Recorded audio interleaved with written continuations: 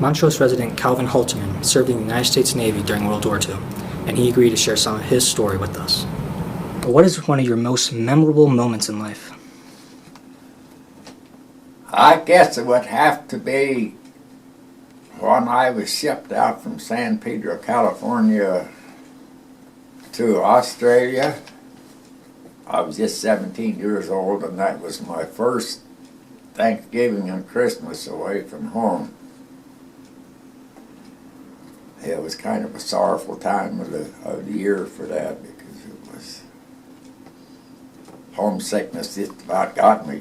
All right, what about one of your most difficult moments in life? Oh, that's kind of a tough question. I guess it was when that kamikaze plane hit our ship.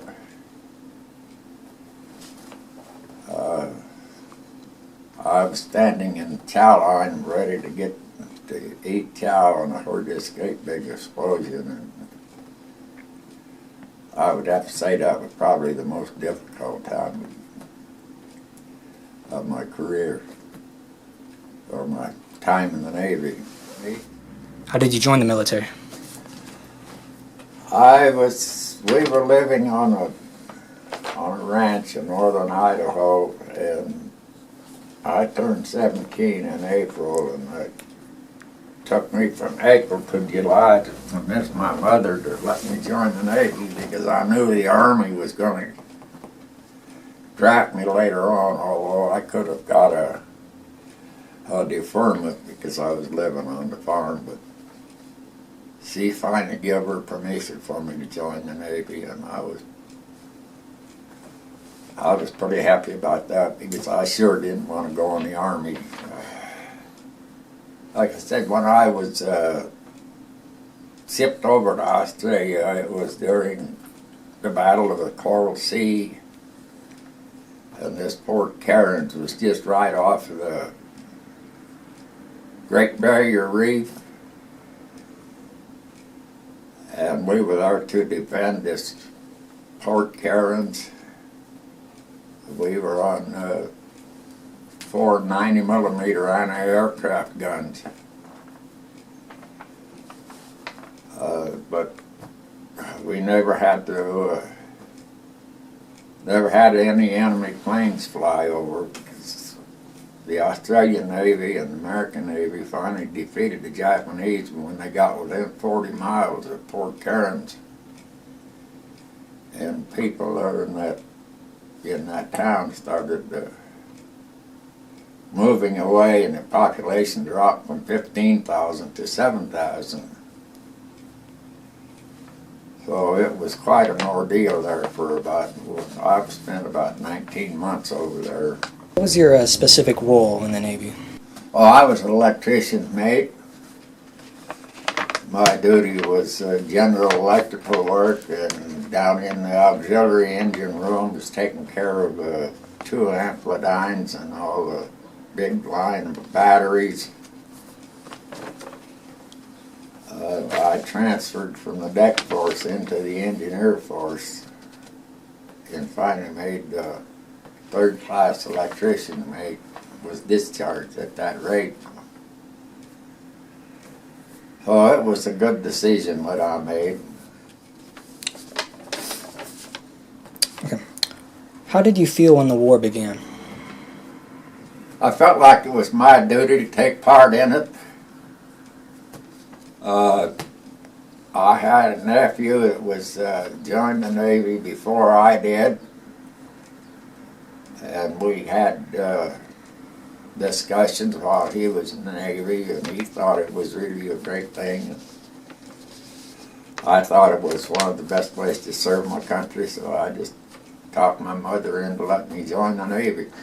Oh, that's kind of hard to, because I'd never been left home before, and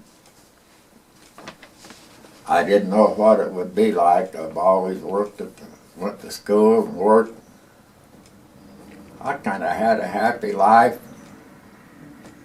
It was a big change for me. I'd never been left home before, and I didn't know what it would be like. I've always went to school and worked. I kind of had a happy life. It was a big change for me.